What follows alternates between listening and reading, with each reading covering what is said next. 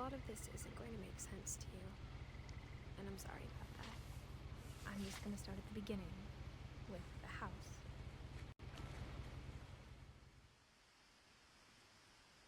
Okay. Okay, yep, that's a house. Understood. We truly are starting with a house. I lived trust here the until I was cutscene. 11, but I wasn't allowed inside half the rooms.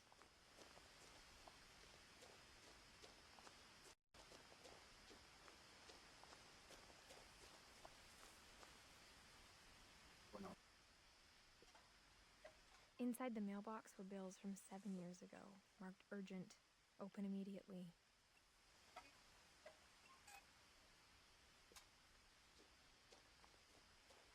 I hadn't been back since my brother Lewis's funeral.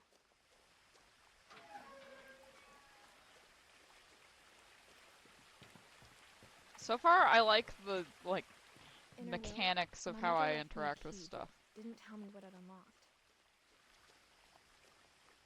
Maybe she thought I'd know.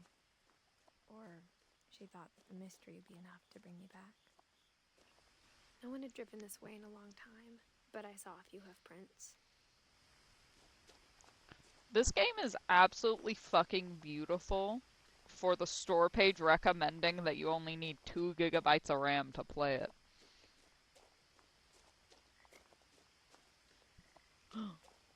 Deer. I want to pet the deer. Damn. I don't get to pet the deer.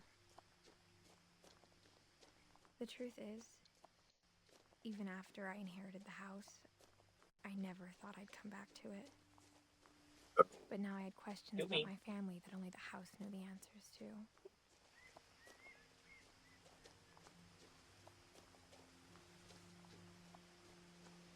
The house was exactly like I remembered it, the way I'd been dreaming about it. As a child, the house made me uncomfortable in a way I couldn't put into words. The one that drools over you.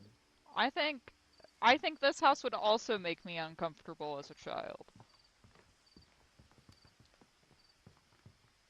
Now, as a 17-year-old, I knew exactly what those words were. I was afraid of the house. I don't blame you. I'm a little afraid of this house. I hoped the key might unlock the front door. It didn't.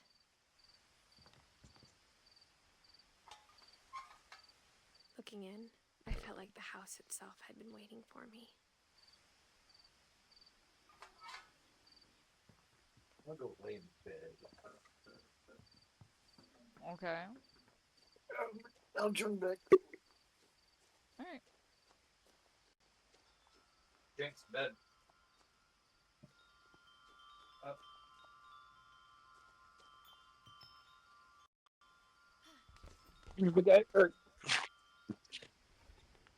Crawling through the dark door used to be a lot easier when I was 11. The power had been turned off the night we left.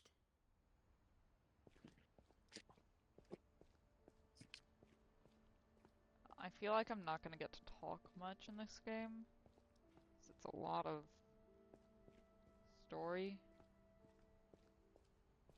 For the first time in years, I felt like I was home.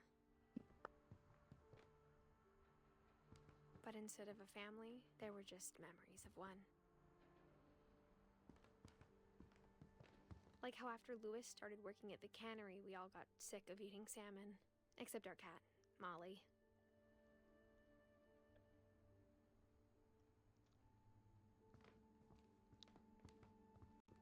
Nothing in the house looked abnormal.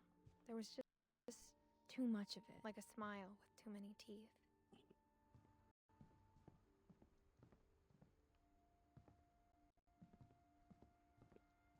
My mom wasn't much of an optimist, but she never stopped believing that my brother Milton was alive.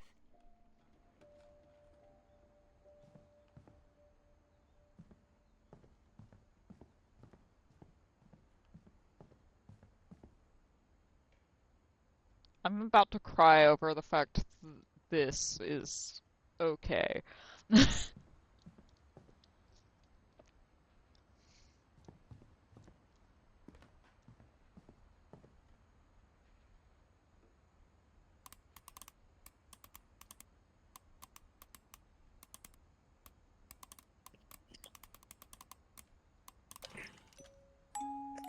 great-grandpa Sven built a music box for Barbara, along with the rest of the house. Mom always told me to stay out of the basement, so I wasn't too surprised when the key didn't fit.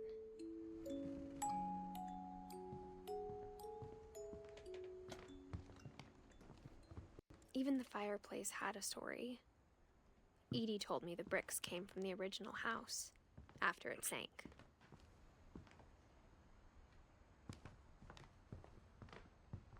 The table was still a wreck from the night we left.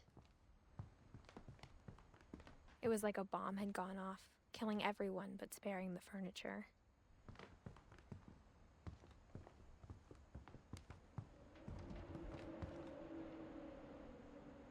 My mom was the only one of us who could imagine Great-Grandma Edie living in a nursing home. I'm aware this isn't a horror game, and I was aware of that when I bought it and before playing it, but this house is fucking creepy.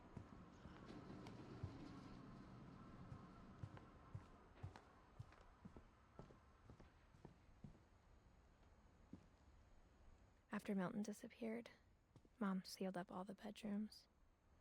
Then Edie retaliated and drilled peepholes.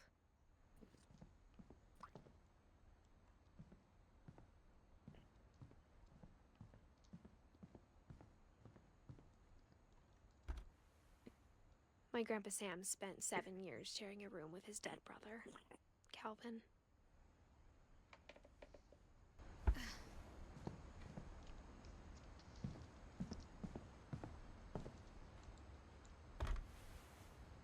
The last time I was in Edith Sr.'s room, I was 10 and she was painting my portrait.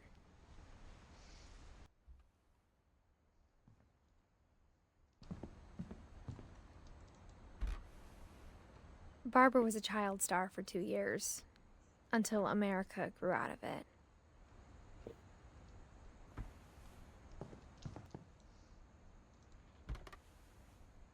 Molly always seemed like a girl I could imagine being friends with, if she hadn't died in 1947. Fair, I guess? I guess that's fair. I spent a lot of time playing in Great Uncle Walter's room. I think my mom sometimes regretted not sealing it up. Lewis told me there were secret passages, but I never believed him.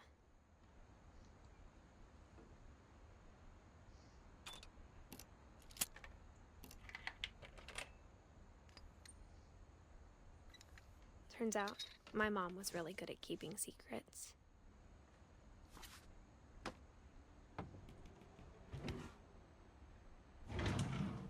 Now it was time to find out what my mom had been afraid of.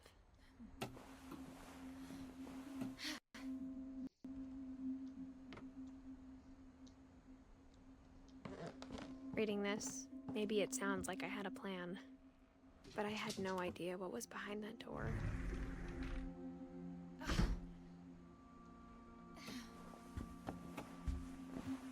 Just like I had no idea where all this was gonna lead.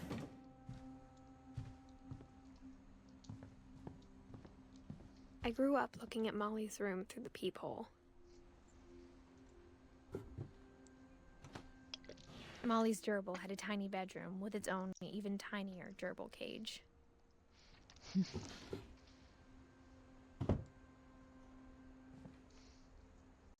Being inside for the first time, I felt like I'd stepped behind a painting.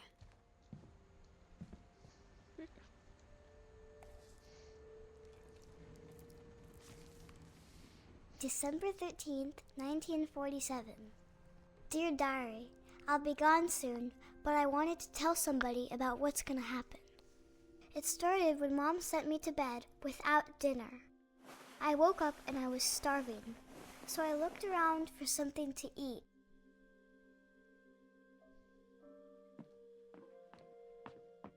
The gerbil food was dry, but I didn't mind it.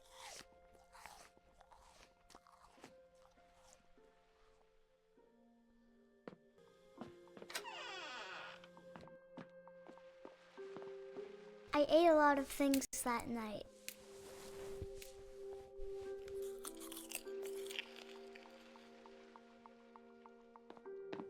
I kept eating and eating.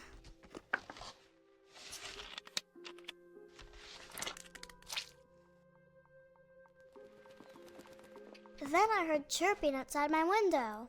It was a barn swallow going back to her nest. I reached out for her.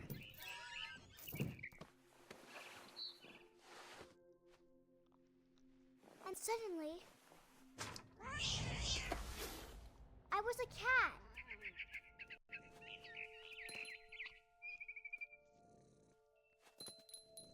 I tried to be quiet, but the bird was really scared.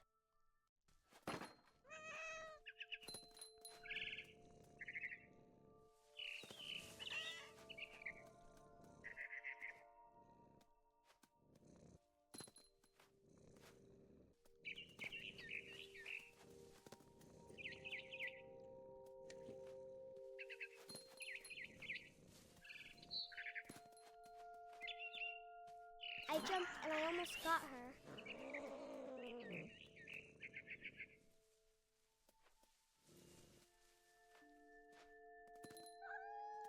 I could tell she was getting really tired. Now I was up in the big tree.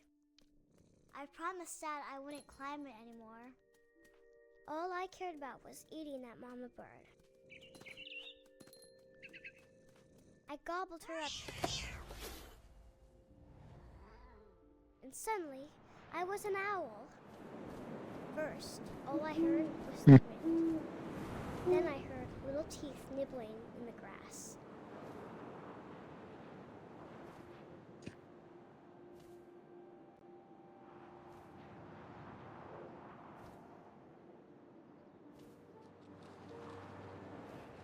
Rabbits.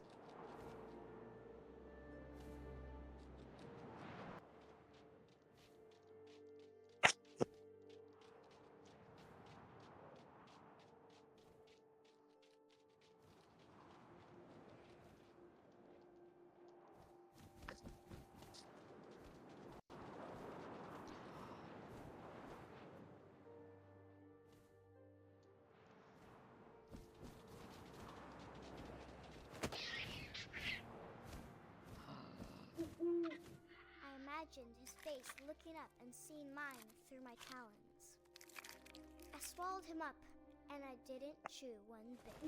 Then I flew off to find something bigger.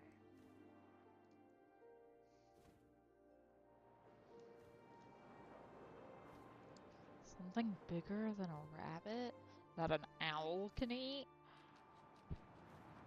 A mama rabbit.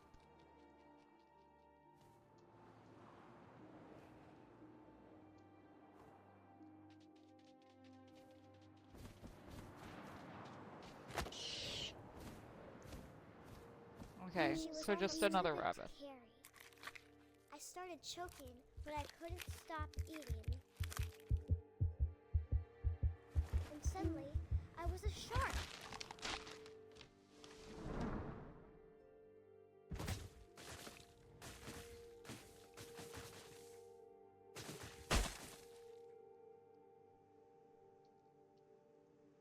Okay. What? Shark in the woods don't seem too good for that shark.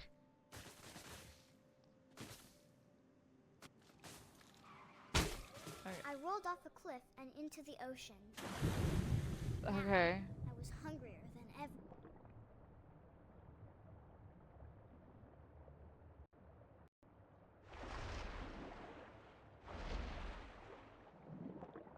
I wanted fat, juicy seals.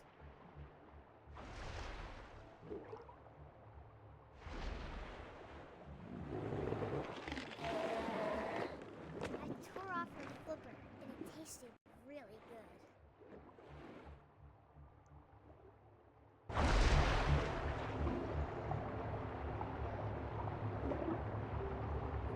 I grabbed on tight. But I was so hungry, I jumped out of the water. When I opened my eyes, everything had changed.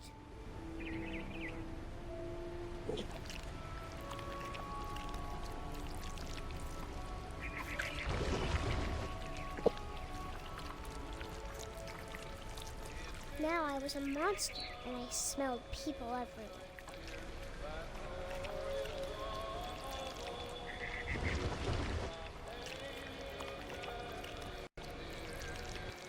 I was big, but I moved real quiet.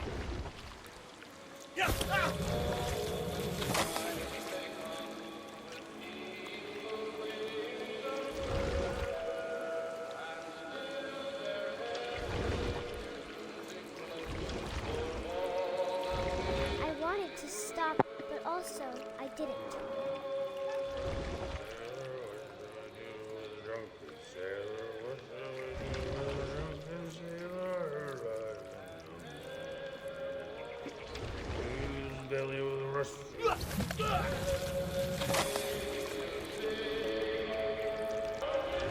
After the last passenger, I was still hungry. And across the water, I smelled something new. Something I had to have, so I swam towards it.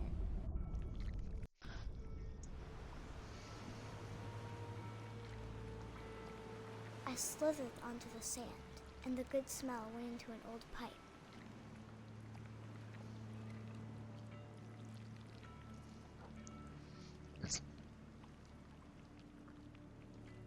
I love the built-in captions into the game and how they're part of the story and the world.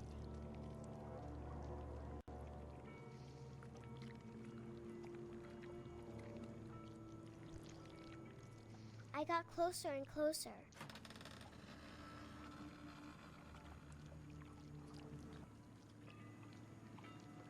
All my stomach started growling. And suddenly, I was me again. I held my breath for a long time, but I couldn't hear anything. I think it's waiting for me to fall asleep. But it's not going to wait much longer. It needs to feed, and we both know I will be delicious.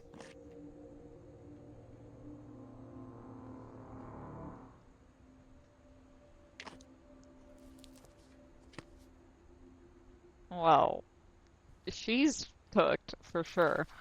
I'm not sure if I believed all of that, but I'm sure Edie would have.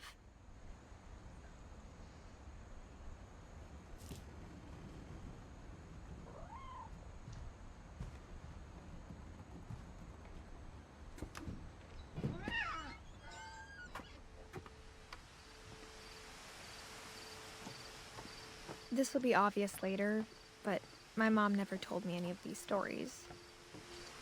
Edie would have, but Mom didn't like bringing up the past.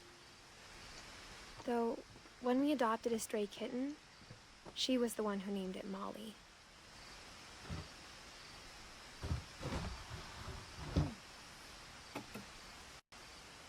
I spent a lot of time in Great-Grandma Edie's room.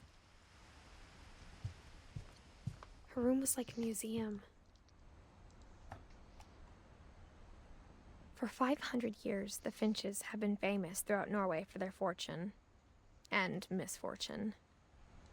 Odin Finch buries the latest victims of the family curse, his wife Ingeborg and their newborn son, Johan.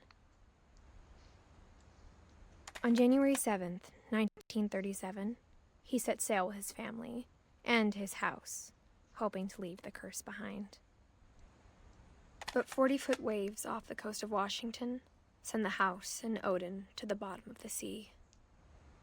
Odin's daughter Edie, with husband Sven and baby Molly, step ashore on their new home, Orcas Island. Odin Finch is the first to be buried in the new family cemetery. His daughter Edie is already dreaming of a new Finch house.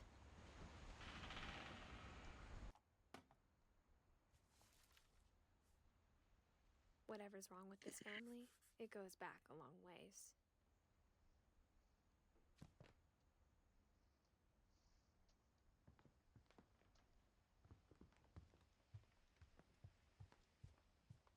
Even in her 90s, sometimes Edie seemed a lot younger than my mother.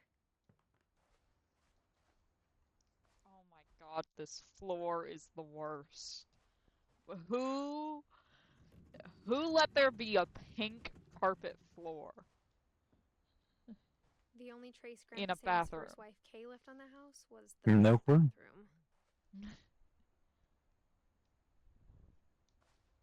It was a pretty big trace.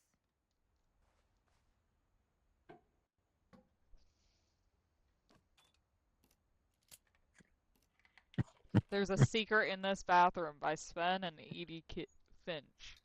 No shit, there's a secret in this bathroom. There's a secret in this bathroom. It's in the last place you would look. It isn't in the cupboard. It's hidden in this book.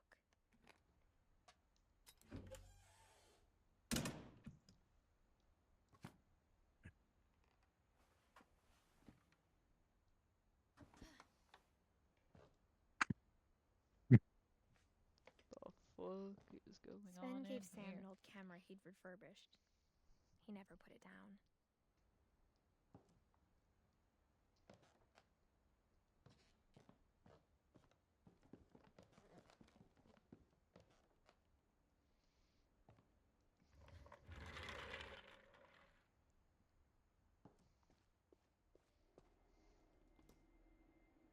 This sure is a room.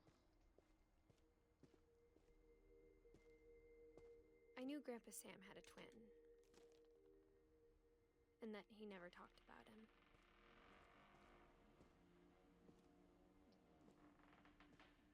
I guess my grandpa didn't like history any more than my mom did.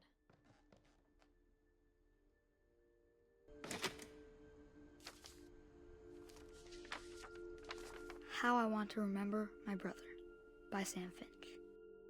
The thing I remember is that when he made up his mind, that was it. I've seen this cutscene before, thanks to the internet.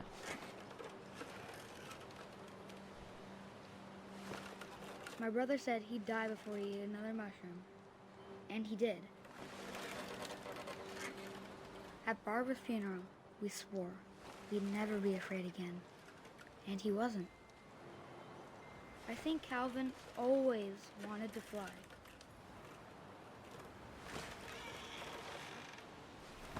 Sam! Calvin! Dinner's ready! Coming! But that day, he finally made up his mind to do it. I told him going around was impossible. Maybe if I hadn't said that, Calvin! I'm not gonna tell you again! maybe if the wind hadn't picked up, then maybe he'd still be here. But I doubt it. I think he'd already made up his mind. That's what I want to remember about my brother.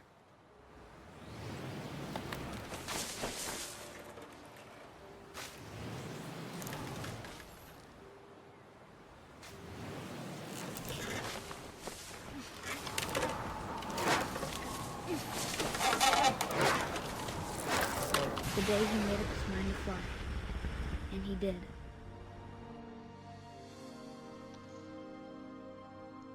I fucking hate that cutscene. Calvin's story felt strangely familiar. When I was younger, I remember trying to do the exact same thing.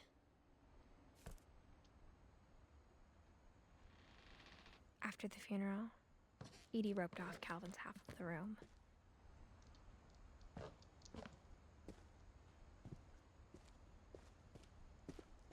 Mom said Grandpa Sam enlisted at 18 and never set foot in the room again. I don't blame you.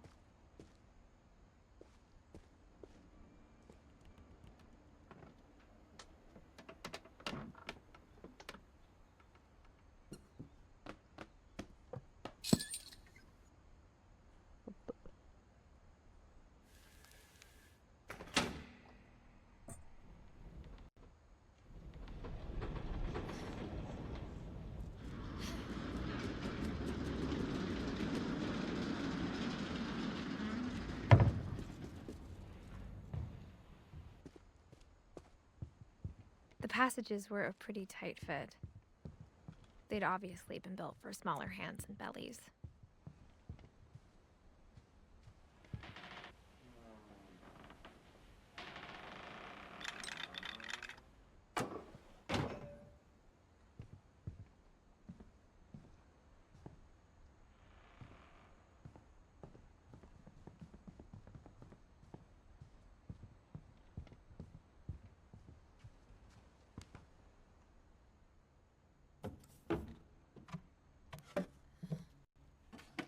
Growing up, I always thought of Barbara as a child star.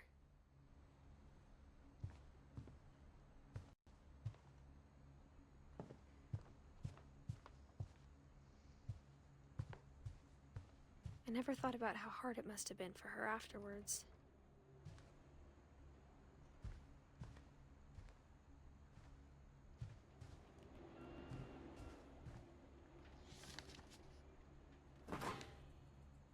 Of all the stories people wrote about Barbara's death, I'm surprised Edie saved this one.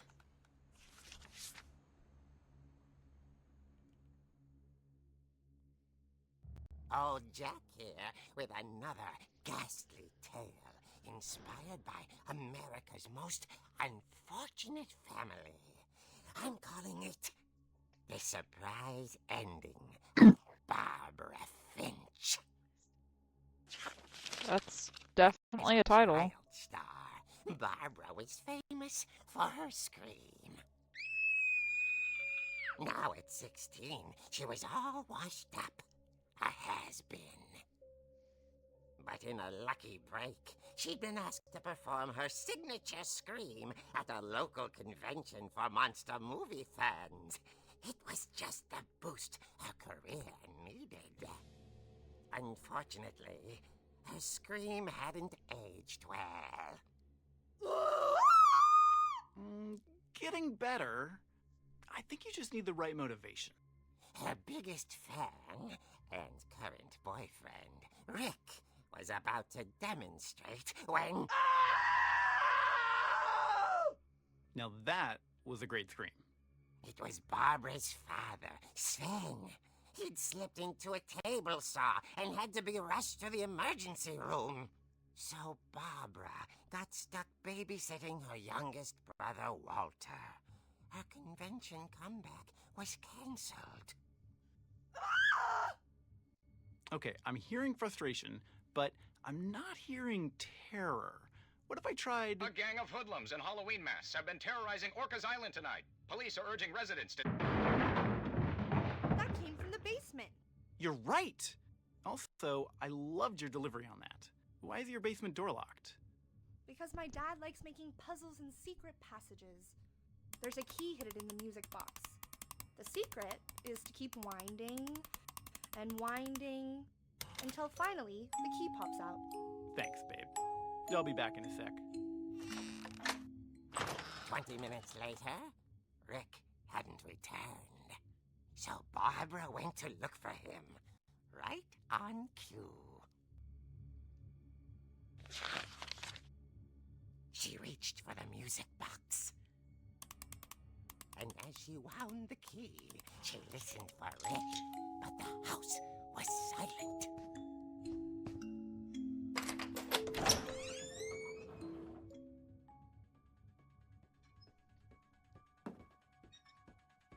I love the choice in music here. She found Rick's crutch and imagined the worst.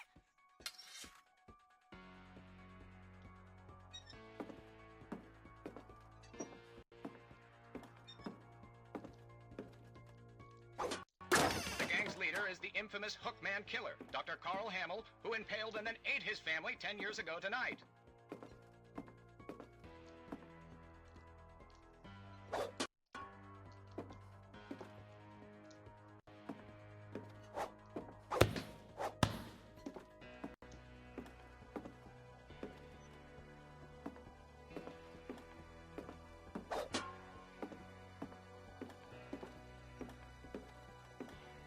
The old fridge rattled and grew still. Oh dear!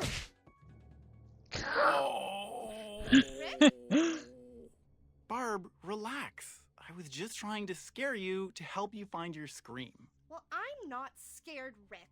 I'm furious. Then act furious. All I'm getting from you now is that you're hurt and confused and She threw him out, but she kept a little something to remember him by. Barb, have you seen my other crutch?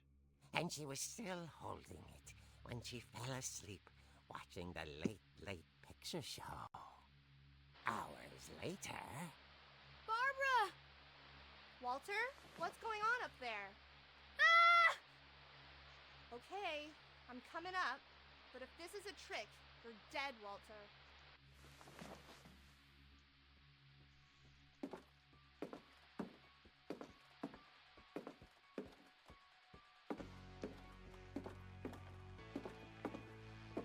I love the remix of the Halloween theme being used for this.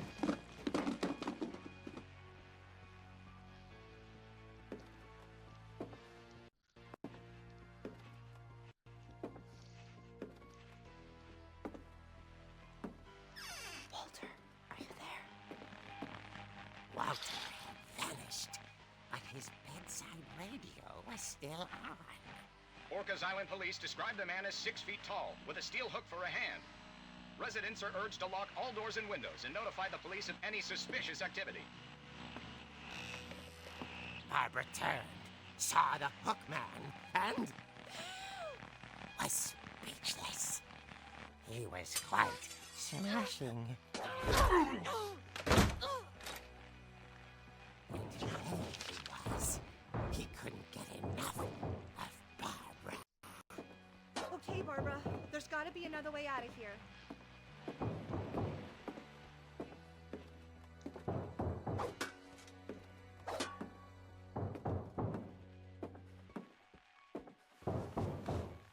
That night, she played her part beautifully.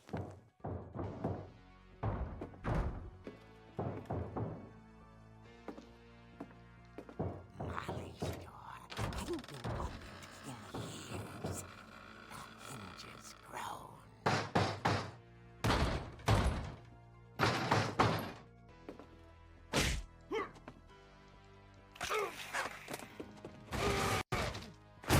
He wasn't moving, but she sensed the story might not be over yet.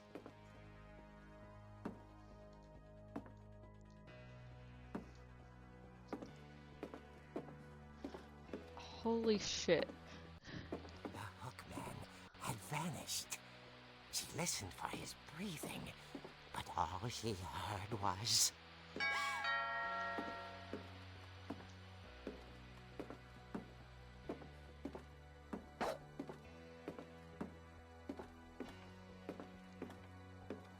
Someone at the door was dying to speak to young Barbara. At the door, she heard whispering. It was coming from inside the house.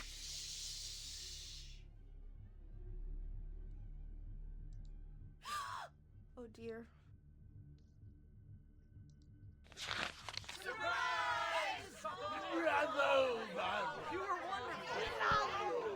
The monsters had come to surprise her.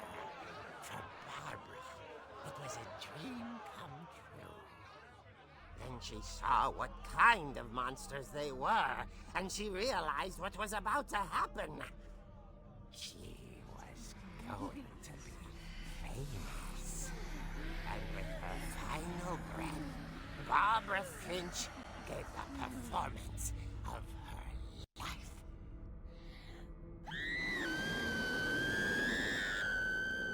I wasn't there myself, but I hear Barbara was magnificent.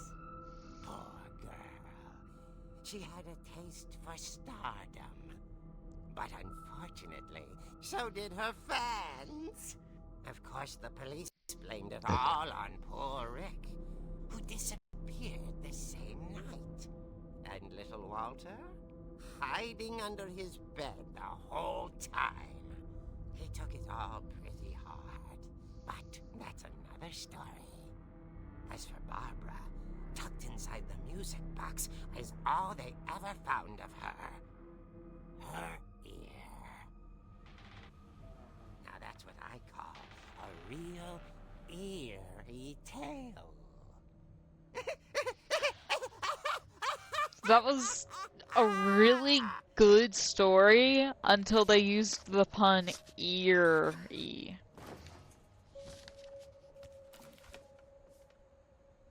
Edie told me all Barbara wanted was to be remembered. As absurd as that comic was, maybe what Edie saw was a happy ending.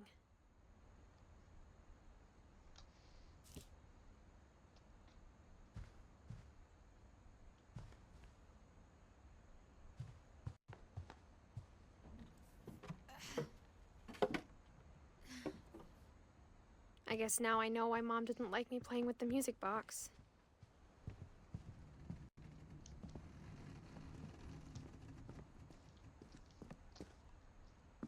Mom must have locked the third floor stairs on the night we left.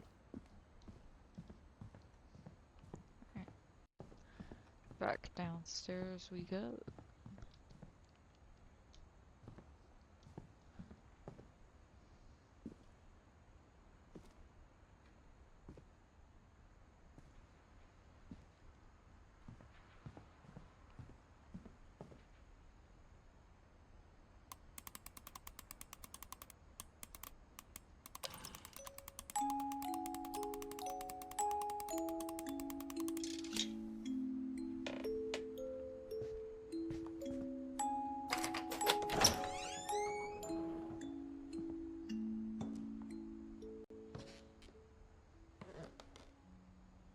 Okay, this is a shockingly normal Mom said room the so basement far. was off limits, unless I wanted another tetanus shot. I'll take another tetanus shot. I probably need one of those.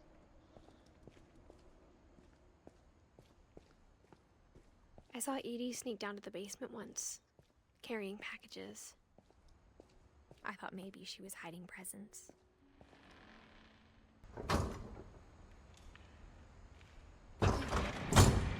It turned out she was hiding a lot more than that.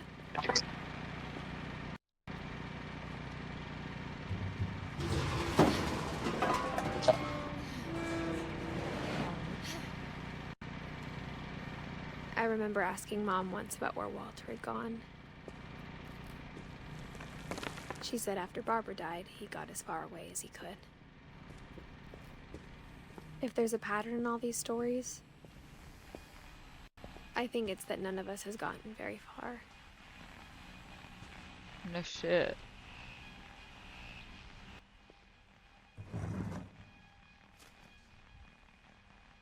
Goodbye, everyone. I can't believe I've been down here for 30 years. Holy shit. How do you live there On for that first 30 day, years? after the shaking started, I didn't think I'd survive a week.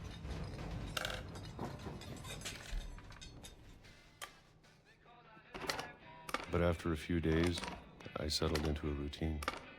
That's what kept me sane.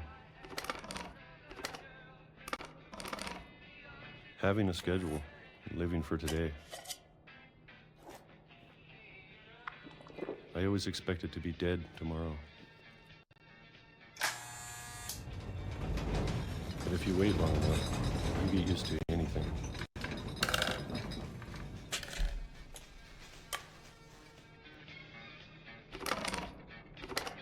Even a monster on the other side of the door starts to feel normal. Almost friendly.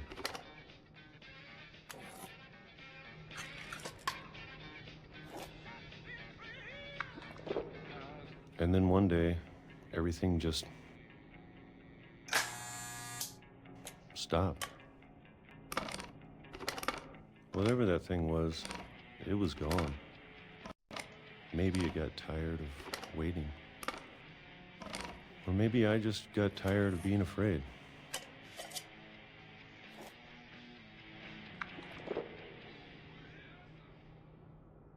It's been a week now, the longest in 30 years. I'm done waiting. I have to leave while I still can.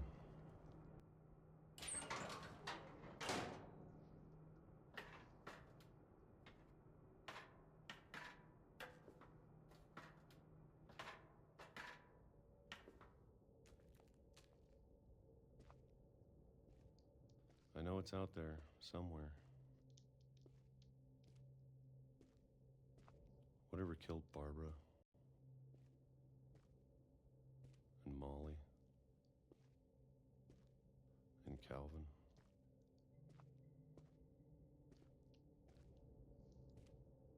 Maybe this is all a mistake. But I need to stop living the same day, even if it kills me.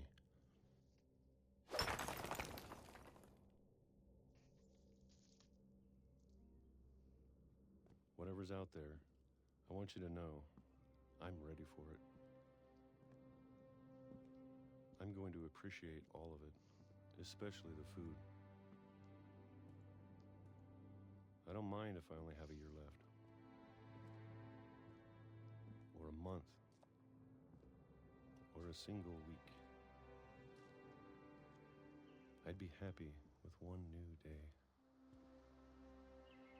I can already imagine the sun on my face.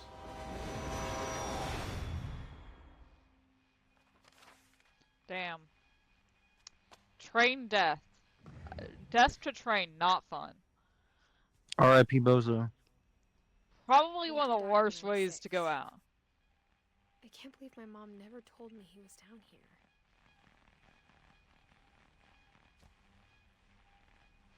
I'm sure my mom was trying to protect me.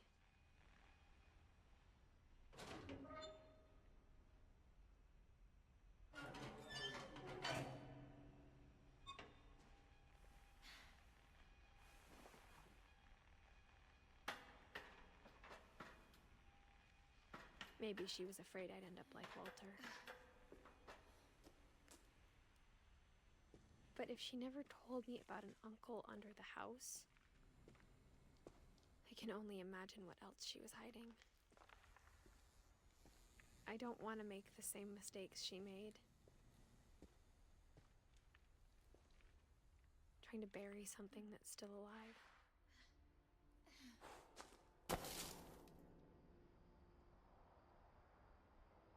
Now that there's only one of us left, or maybe two, I thought it was time I heard the stories for myself and found out what happened to everyone else. But now I'm worried the stories themselves might be the problem. Maybe we believed so much in a family curse, we made it real.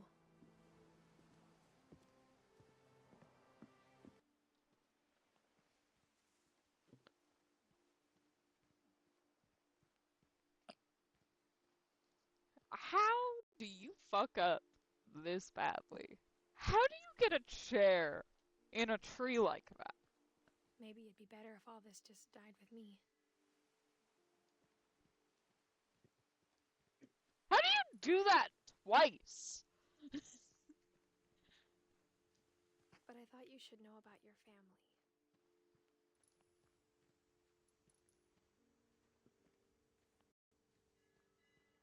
And the history you're a part of.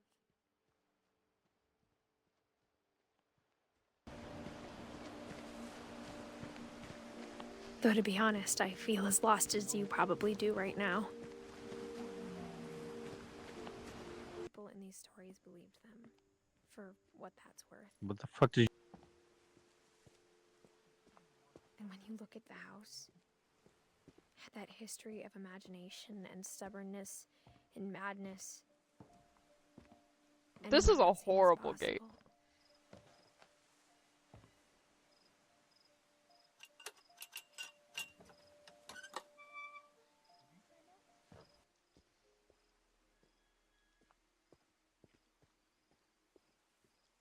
I think we've been surrounded by death for so long, we've just gotten used to it. What kind of family finishes building a cemetery before starting the house?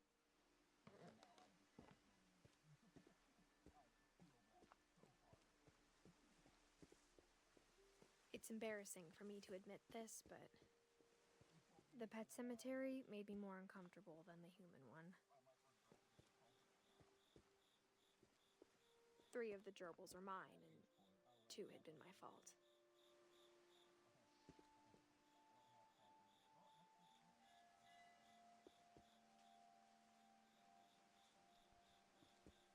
What What are these names? Zerpy, Lurpy, Furpy, Chirpy, Burpy, Derpy, and Derpy Jr.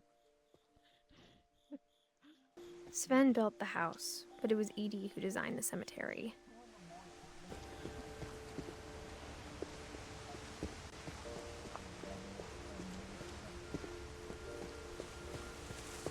I'm sure Odin's monument had been Edie's idea. My mom was always trying to move on, but for Edie, the past never went away.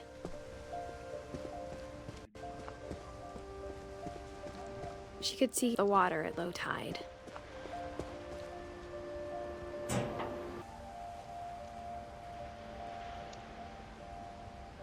Edie said she dreamed about the old house every night.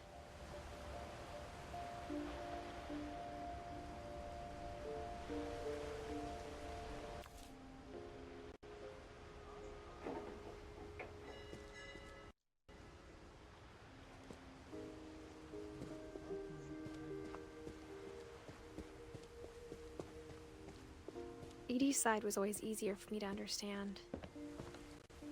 Said you a hoe ass bitch. But the older I get, the more I can see where my mom was coming from. Her dad had been pretty strict, but it wasn't enough to save her brothers. She was just trying to do better.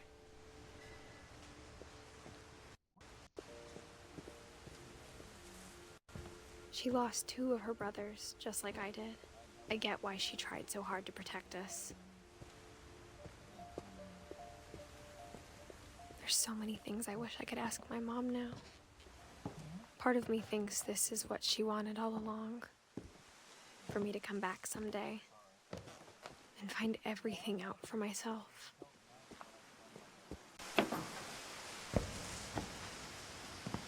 But looking back on it now, if she told me there was going to be so much climbing, I never would have come when I was 22 weeks pregnant.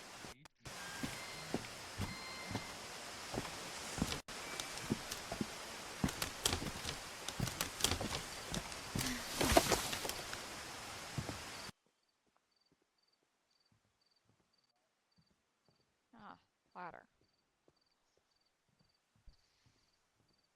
Also, who the fuck comes to their abandoned family house pregnant? My mom had a lot in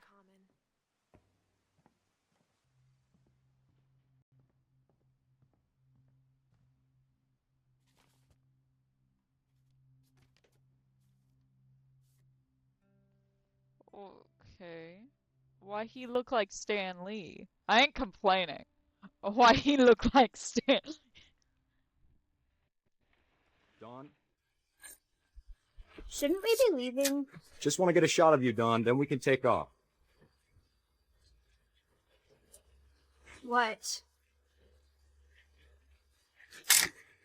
Perfect. It's gonna rain the whole weekend, isn't it?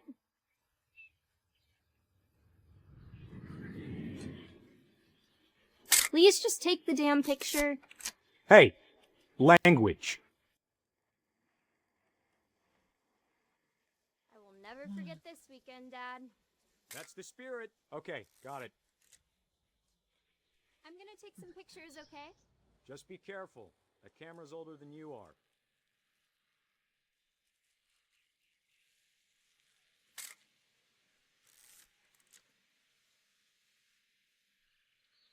You're right, Dad. It's starting to clear up. Still freezing, though.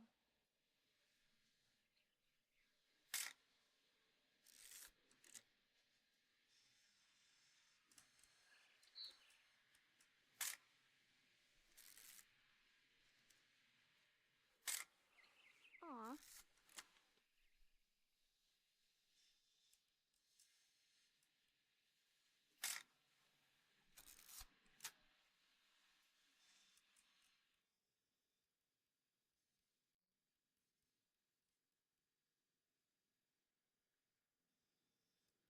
Definitely should not have drunk all that coffee.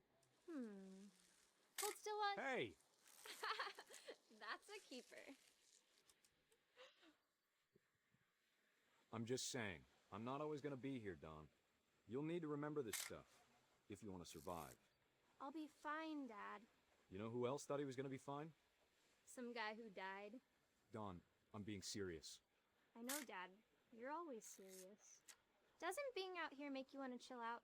Well, to tell you the truth, I haven't been out here in 20 years.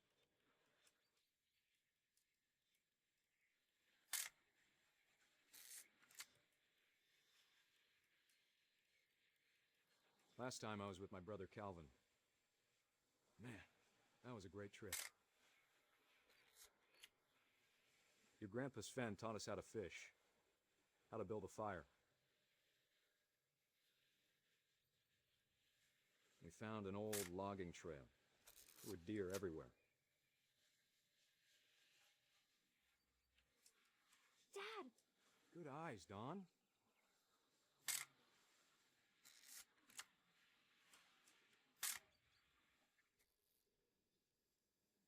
Before you take the shot, let me get a picture of you.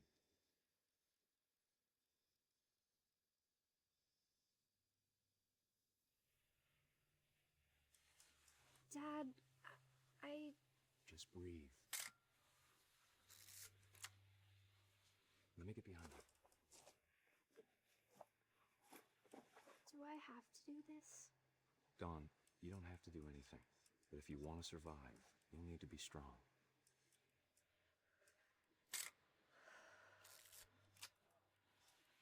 Now keep yourself squared up, elbows down, like we practiced.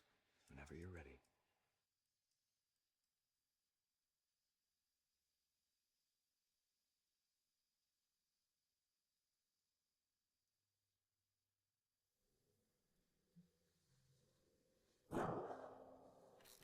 Great shot, Dawn!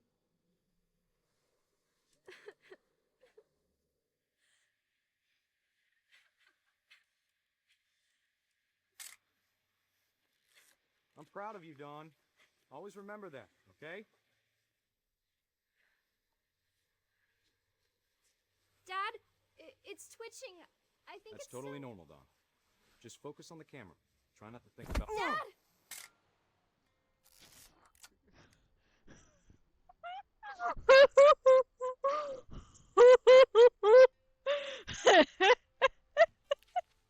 I should not be laughing at how that man just died. That's the one I wish most that my mom had told me. Okay, Instead of hiding from death, no. Sam seemed to go out of his way to meet it.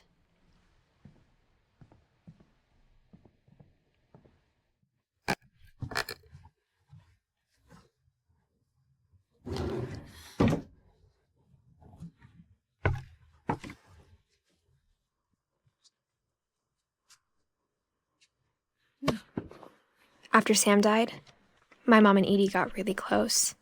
They'd both lost a lot.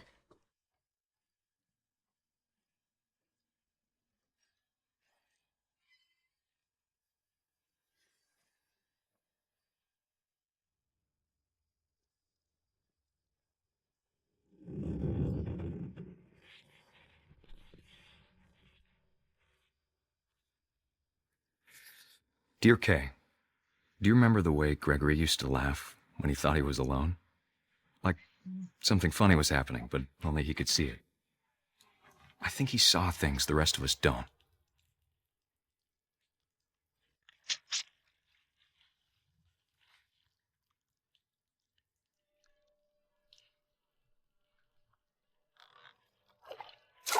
Hand over, Gregory. It's time to... Hold on, sweetie. Hello? Sam, I told you I don't want to talk right now. I wonder what he saw. What his world was like.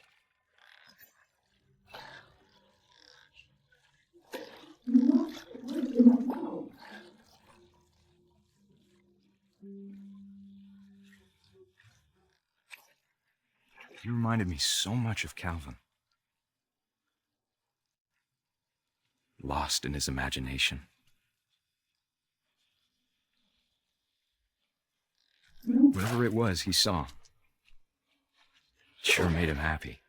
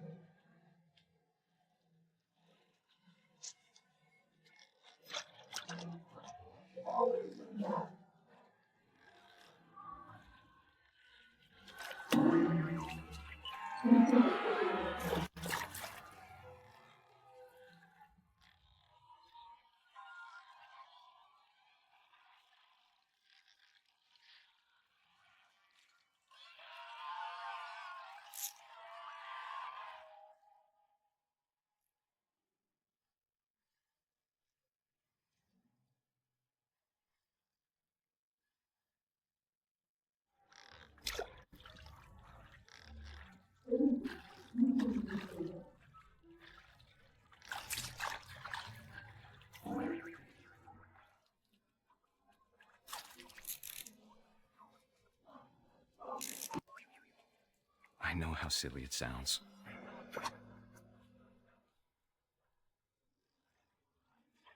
That I worried about a baby being too happy. But I could feel him slipping away. Sorry about that, Gregory. I know you did everything you could. Maybe if I hadn't called that night. Damn it. Hold on, I don't want Gregory to hear this.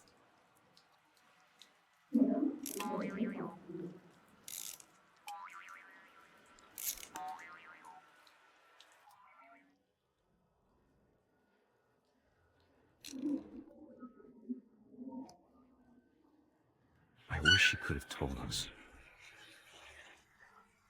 about the world he saw.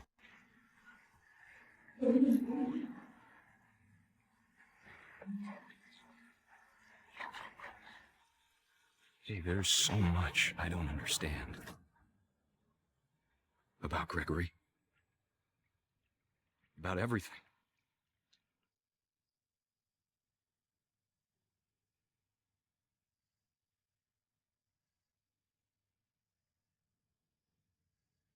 But I know what happened wasn't your fault.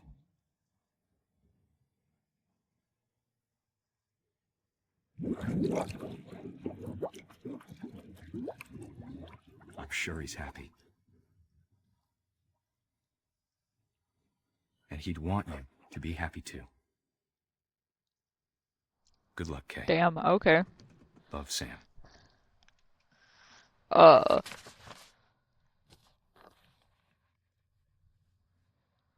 Okay. Weird place to keep a divorce contract.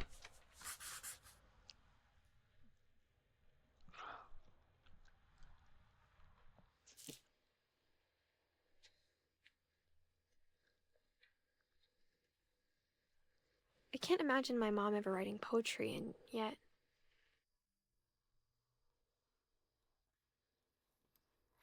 A poem for Gus, who always said the wedding was a bad idea. Our father never hit us kids, at least not very hard, before the day my brother said with teenage disregard that he'd be dead before he'd see a wedding in our yard.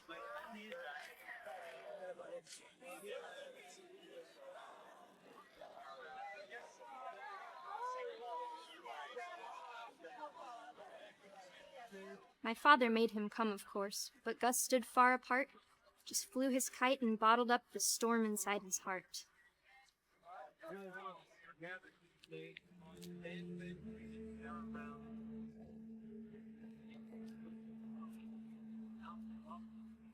I tried to talk him out of it, but though he'd never met her, we don't need a stepmom, were the words that I now pronounce you husband and wife. You may kiss the bride.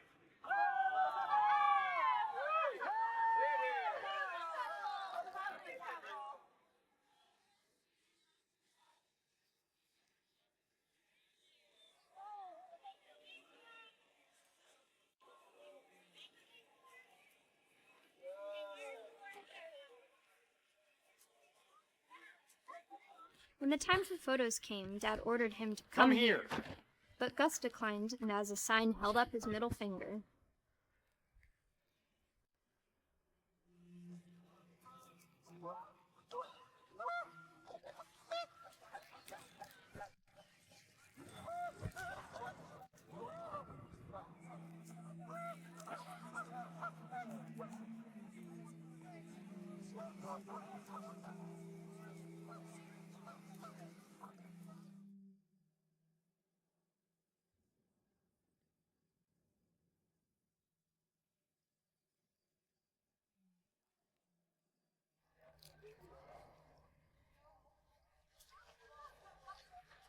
The wind picked up, and panicked geese appeared and quickly went. But all the humans did that day was go inside the tent.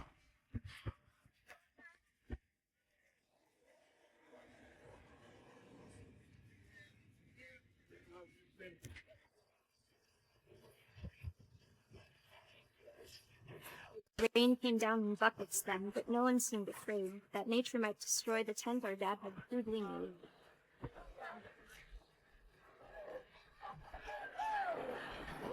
Thunder sounded much too close and full of angry power. But all my father said to this was, "Make the music louder."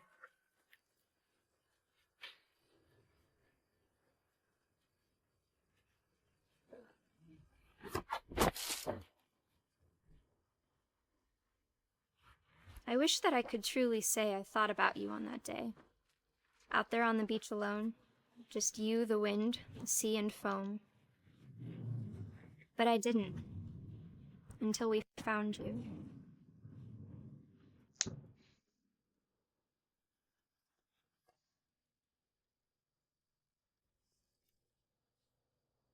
She never talked about him, but Mom told me once if I was a boy, they were going to name me Gus.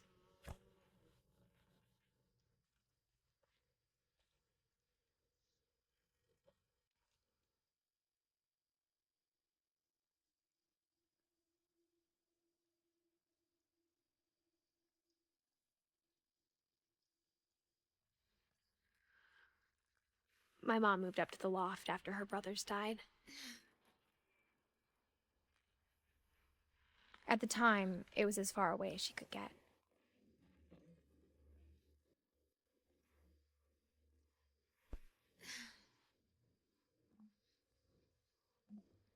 She spent a summer building houses in Calcutta, where she met my dad, Sanjay.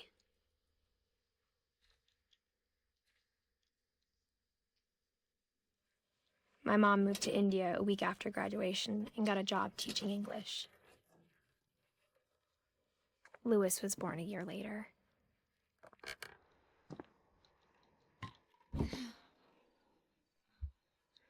This game is gonna break me. When my dad I died, swear. I don't think Mom knew where else to go. I'm sure Edie was happy to have her back. The house had to get a little bigger, but Edie was used to that.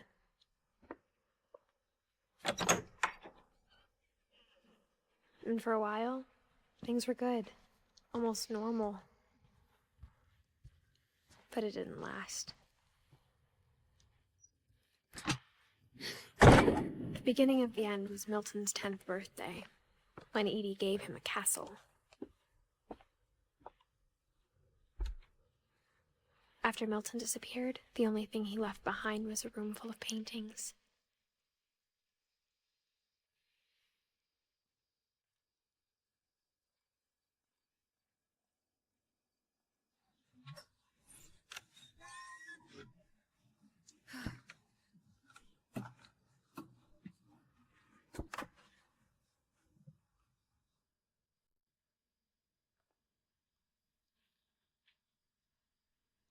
I think Edie was happy to finally have another painter in the family.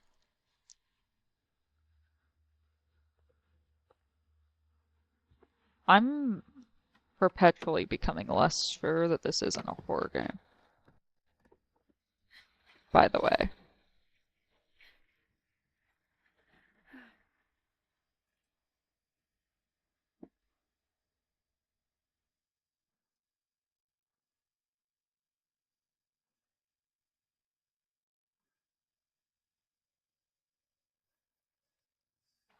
Milton Finch in The Magic Paintbrush.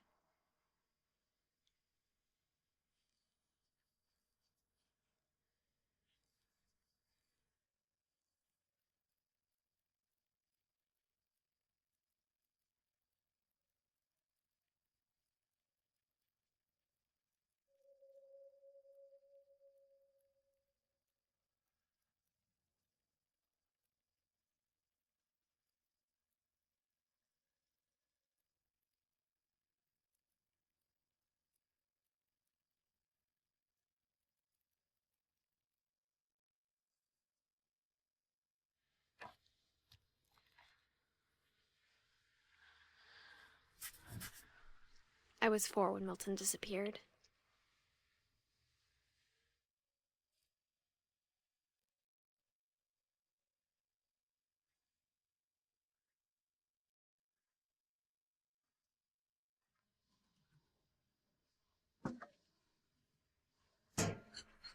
Mom spent months searching for my brother. Then she sealed the doors.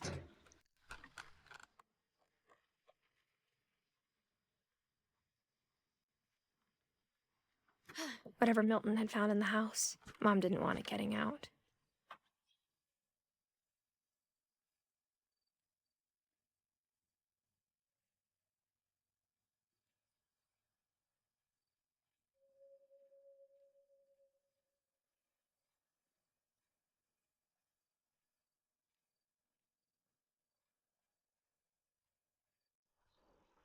This game is still just stunning.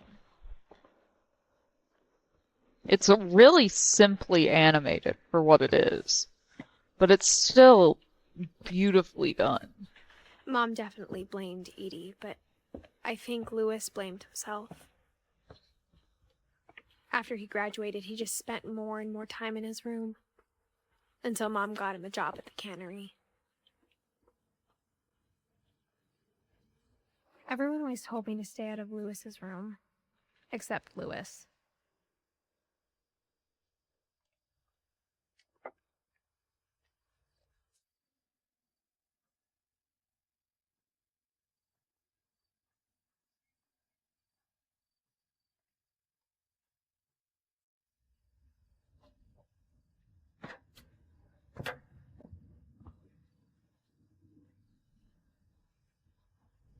Look at this. I want to live in some place like this. Maybe less creepy, but this is beautiful. Why can't I live here?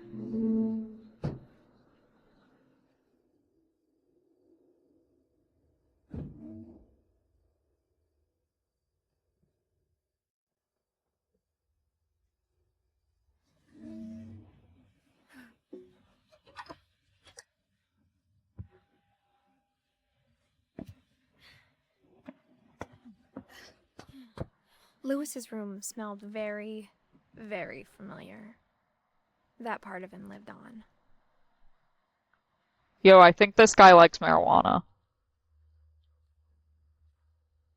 Lewis and I spent a lot of time playing games together, but he was surprisingly bad at them. He died a lot.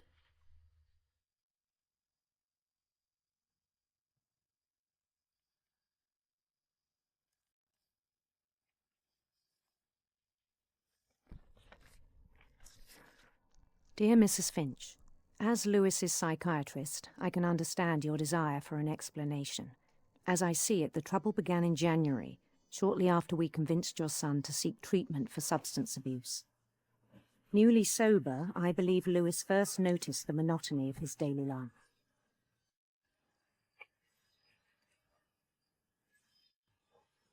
He kept working at the cannery, but he withdrew part of himself. In our sessions, I saw the same behavior. His mind began to wander.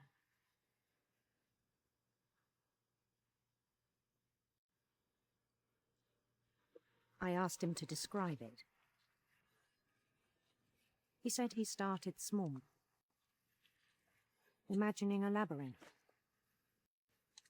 He'd feel his way about. Then something moved. Bats.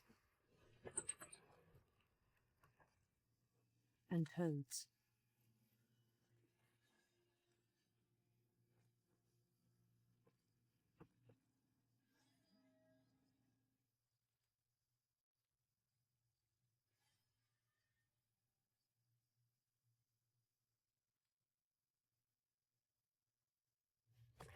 And things that had not names.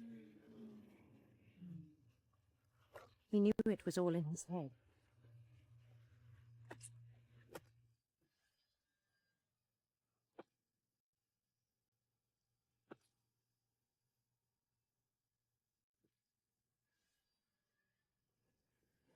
But he took it very seriously. I had hoped he'd find himself.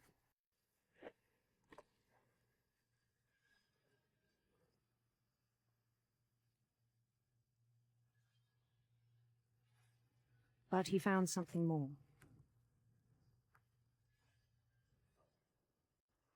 I worried about him then.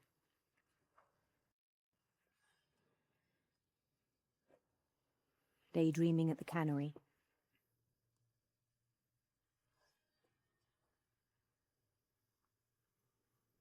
I spoke with his boss. But he said Lewis had become a model employee. Methodical, tireless, focused.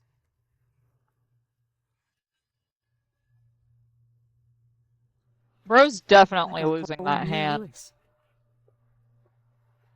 So I let him go on.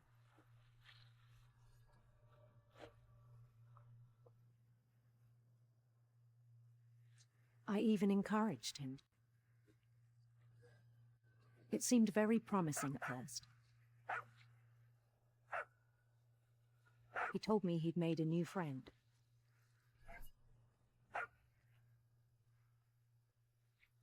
On the edge of a city he named Lewis Topia. He built the city up slowly, brick by brick. Then he made musicians.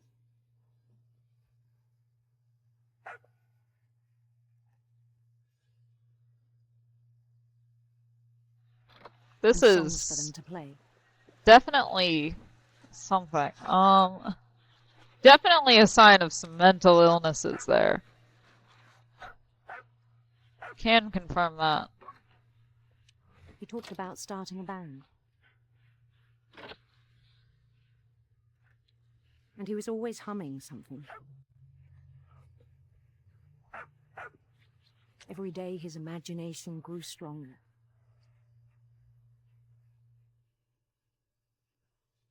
He no longer spoke at the cannery.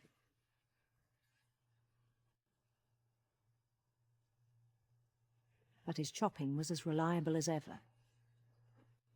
Then one day it struck him that all the cheering crowds, even the stones under his feet, were all in his imagination. So he could do whatever he wished.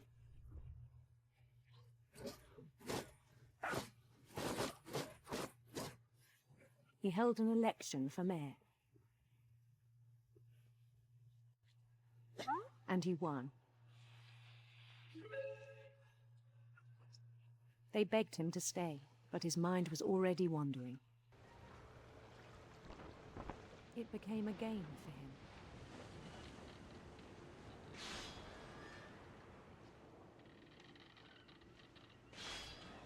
He'd conquer a city, then immediately push on.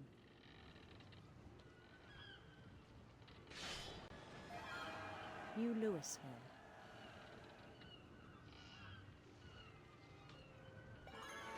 St. Louis. He started Wow. drifting away from our reality. Such creative names for towns. Minneapolis, until one day he forgot to go home from the cannery. Even as his mother pleaded with him, part of Lewis kept sailing on.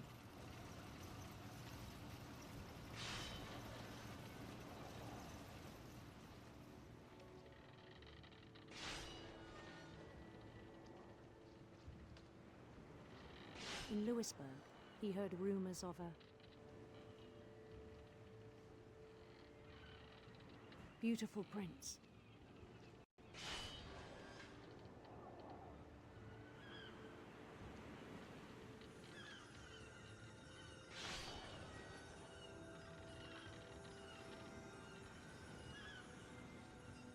The prince was on his own quest for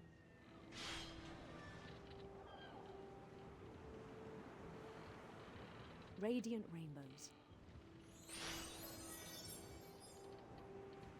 Oh, I'm glad we're adding some scripture to this now.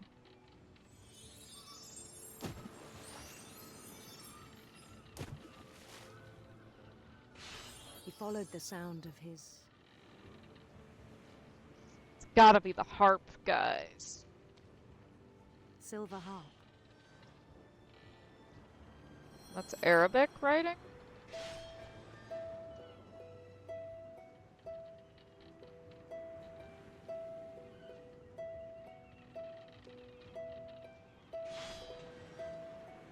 His chase led him to a golden palace east of the sun and west of the moon. Even then, his logic remained sound. He knew the world was all in his imagination.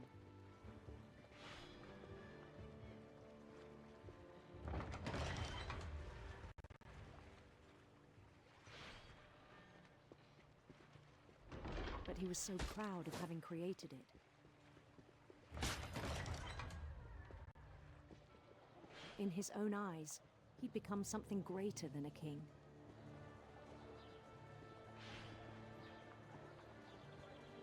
An emperor?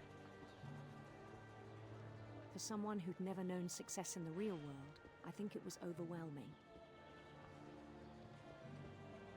And then it struck him that the real Lewis was not the one chopping salmon, but the one climbing the steps of a golden palace.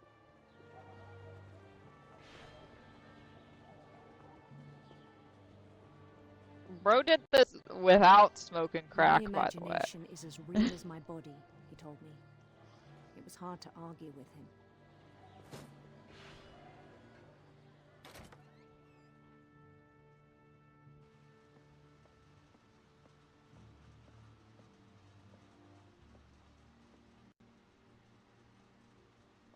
He began to forget the world we know.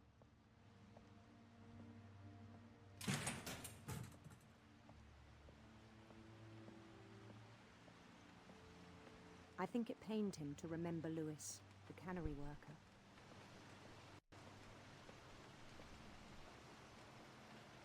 He began to despise the man with a royal contempt.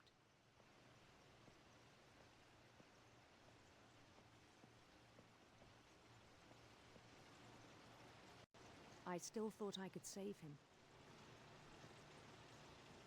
Even after he said he was being crowned king over all the lands of wonder. The palace would be packed with his companions.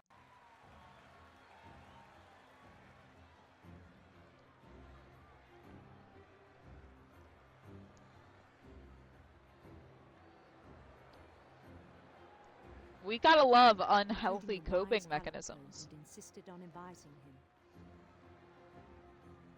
Calico? Didn't he have a dog earlier? Why is it a cat? Why not his dog?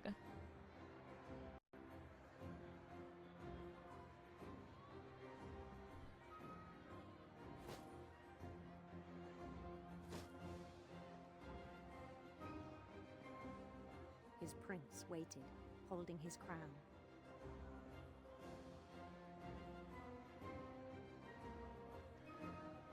That's not There sinister was at only all. one thing left to do.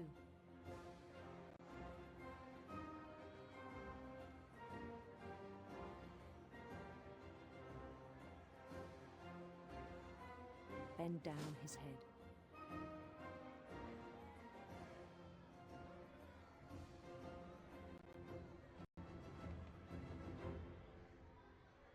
And the rest I think you know. Mrs. Finch, your son was a kind man who will be missed by all of us who knew him.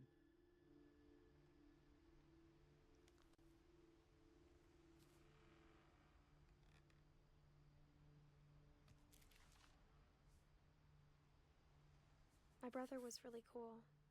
I wish you could have met him.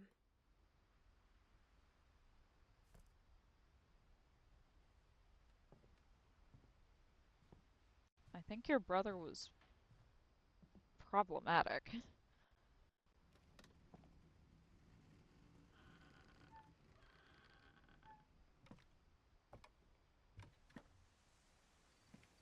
On the way back from Lewis's funeral, my mom told me to start packing. She waited until the day before we left to tell Edie. I'm not sure if she wanted to make it easier or harder.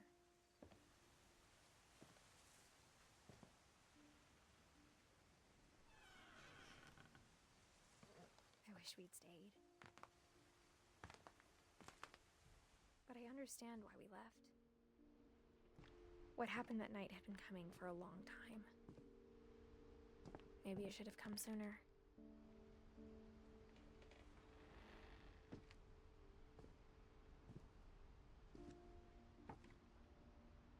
But it had to end one way or another. All that's left now is to tell you about that last night.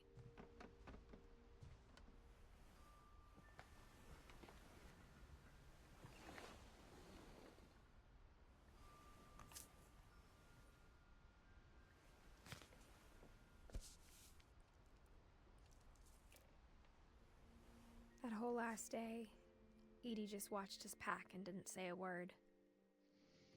Until supper, when she raised her glass and said, "To our final night together, and all our final nights apart." Grandma, you know what I said about alcohol. Some of your medications are very Edith, specific. I left a present for you in the hallway. Why don't you go open it? The grown-ups have to argue now. I'm sorry, you're right. We're all leaving tomorrow. Let's just enjoy our last... I'm not leaving. Edith, you're excused. I'm glad Edith was a little emo girl from the start.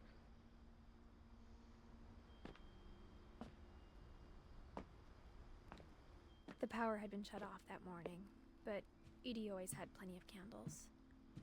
When my mom said the library, I don't think she knew about the other entrance. Or that Edie had a key to it.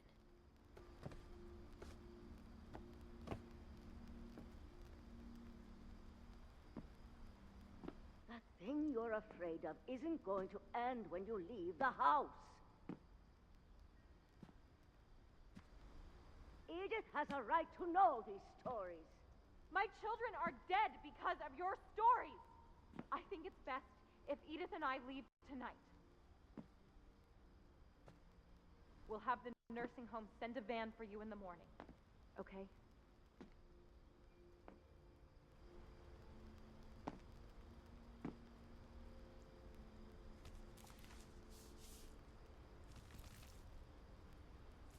Dear Edith, there's so many stories I wish I could tell you, but there's only time for one. This is about what happened on the night you were born.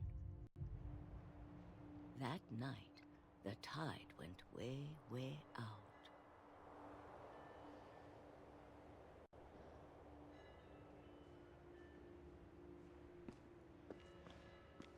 It was the first and last time I ever saw the old house aground. There'd been an earthquake out in the middle of the ocean. They called it the lowest tide in 1,000 years. God, it smelled awful. You know, I've seen that house every day of my life.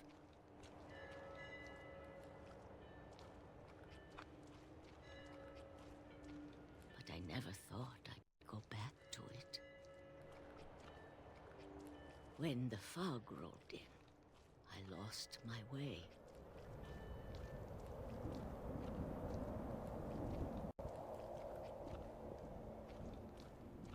I got turned around.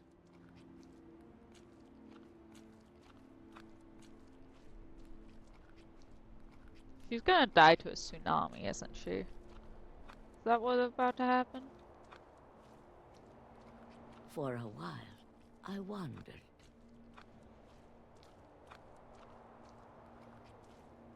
I started seeing things. Dear.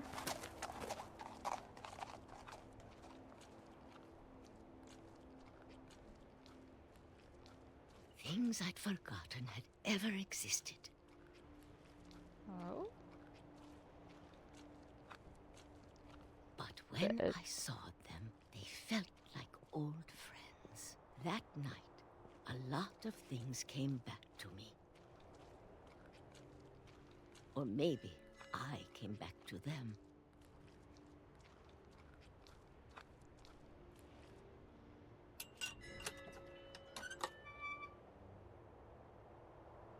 Things I can't explain, but that I need you to try and... Edith, what are you doing in here? It's mine. Edith! Mom, you're gonna rip it. Let go! I kicked and screamed, but Mom dragged me to the car.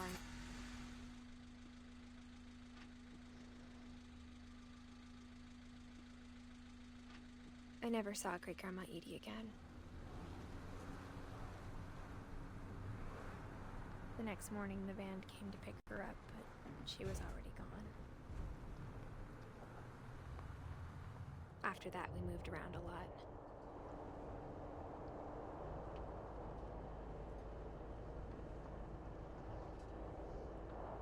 We both tried to make the best of it.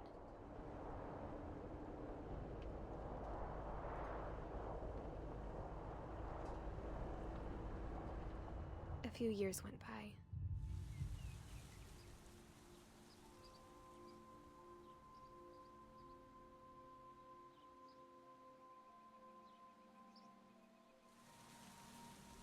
My mom didn't like to talk about it. But she started getting sick a lot. The rest happened pretty quickly. She got better for a while, and then she didn't. Damn. Yeah. And then I was alone.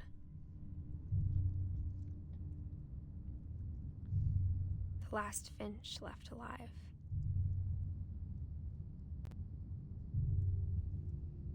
Until I found out about you. Damn. I'm still not sure what to tell you about all this.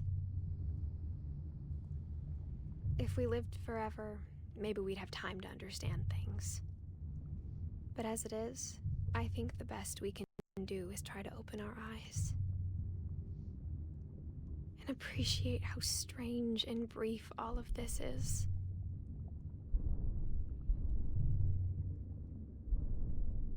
This journal was supposed to be for you. But now I hope you'll never see it.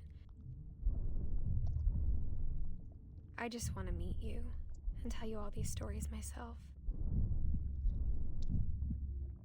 But I guess if you're reading this now, things didn't work out that way.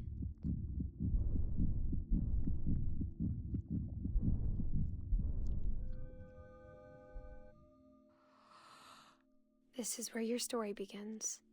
I'm sorry I won't be there to see it. It's a lot to ask, but I don't want you to be sad that I'm gone. I want you to be amazed that any of us ever had a chance to be here at all. Good luck. Damn. Oh dear.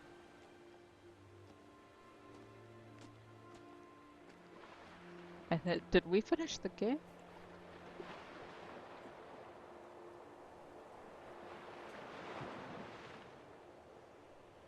Damn. Ooh, pretty. Okay, that was a really, really fucking good game. I may cry. I think I actually need to, like, stop and then go cry. But, holy shit. I hope everyone enjoyed this video.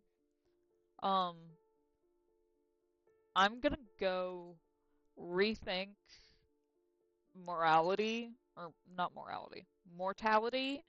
Other than that, I hope you enjoyed. I really liked this game. I'm probably gonna go watch about 5 billion different video essays about this game after this, because I'm a little stupid dum-dum brain and want to know more. I'm sorry to everyone who just got equally traumatized from all of this shit, and I will see y'all in the next video, I suppose.